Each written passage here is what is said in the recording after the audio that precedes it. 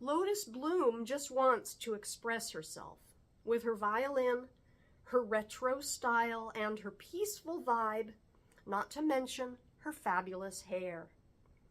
This school year, Lotus is taking her talent and spirit to the 7th grade at a new school of the arts, the one where she just might get to play under the famous maestro, a violin virtuoso and conductor of the orchestra.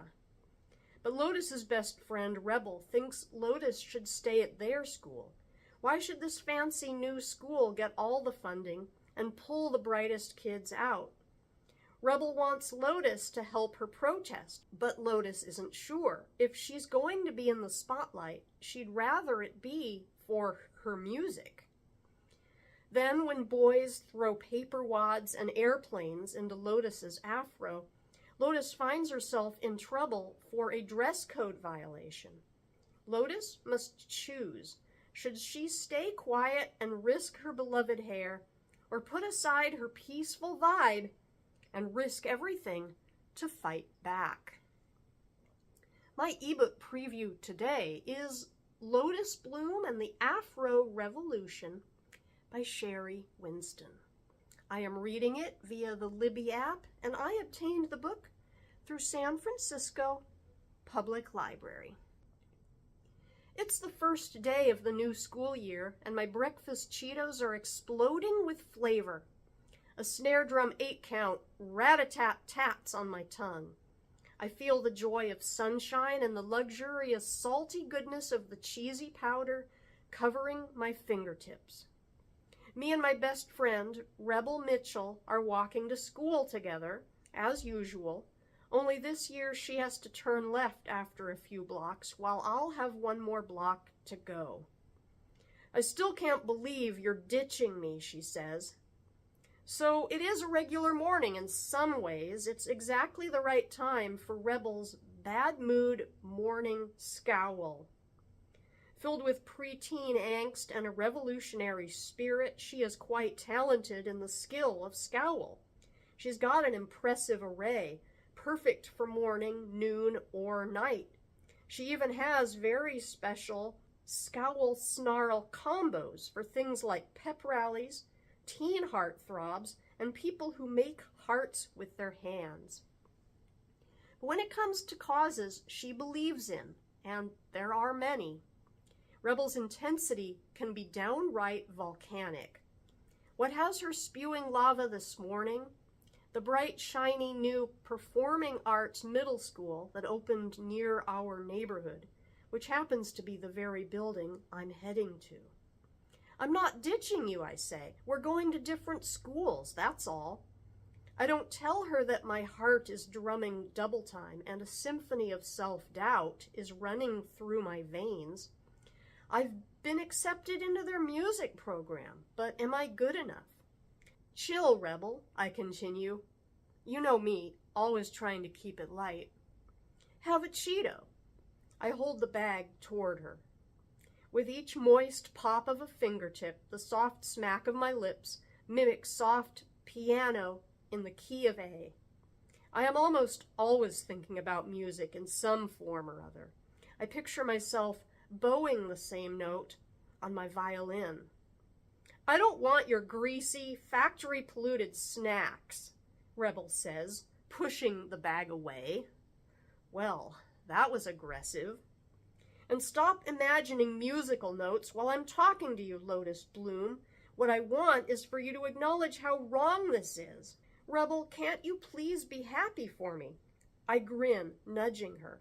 I need her to be happy for me, to lighten up, be cool, chill.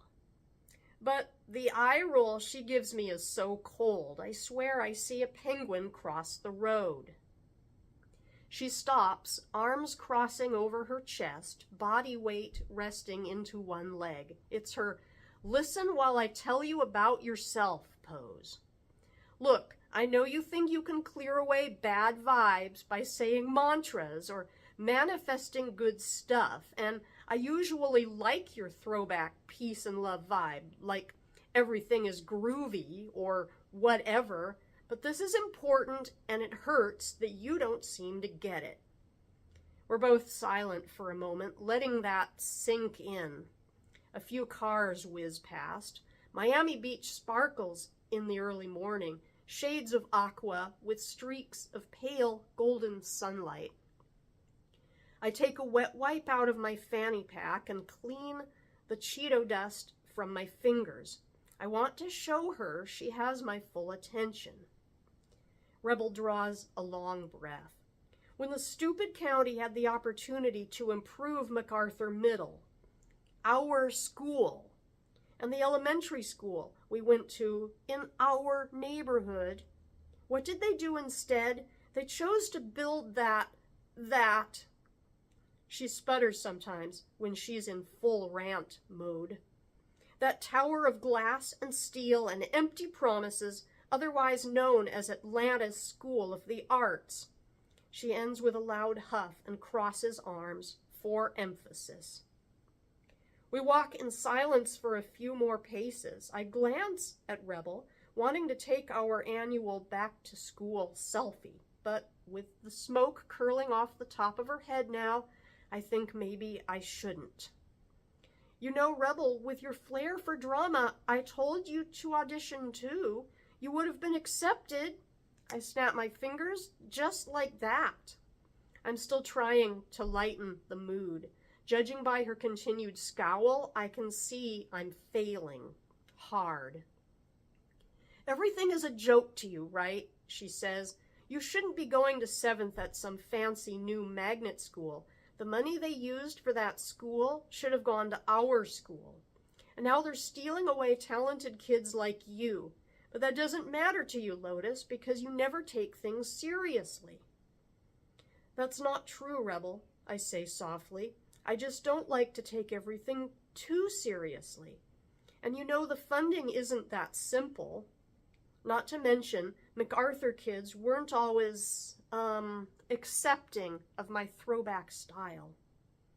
I reach out and pull her into a hug, the way I've been doing since we were 3rd graders, and she staged a civil rights style sit-in to protest greasy food in our grade school cafeteria.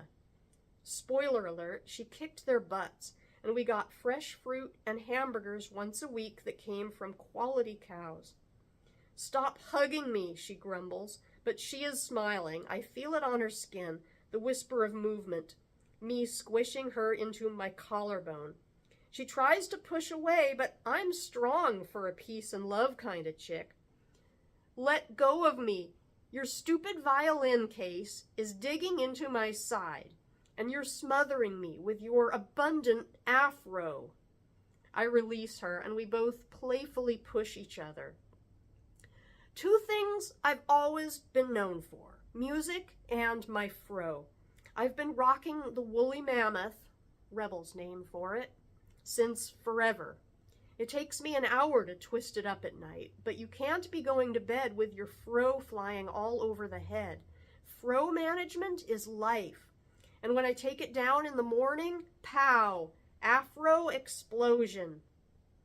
Our reflections move across the darkened windows of South Beach tanning salons, pawn shops, and Burger Kings as we continue up the street. I'm taller, darker, with eyes like my father's, dark and tilted at the corners. Rebel is shorter. Her face is rounder. Her light brown hair looks red in the morning light. She's wearing a black tee, black jeans, black chucks. I've got an ankle-length apple green granny skirt with tiny yellow flowers, a pink short-sleeved button-down, and light green sweater.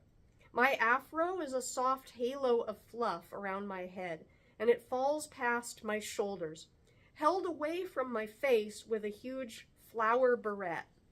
Her hair these days is shorter, split down the middle and worn in puffballs over her ears.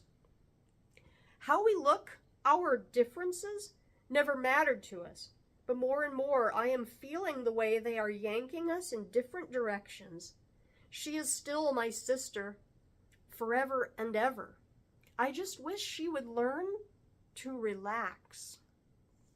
And this has been a preview of Lotus Bloom and the Afro Revolution.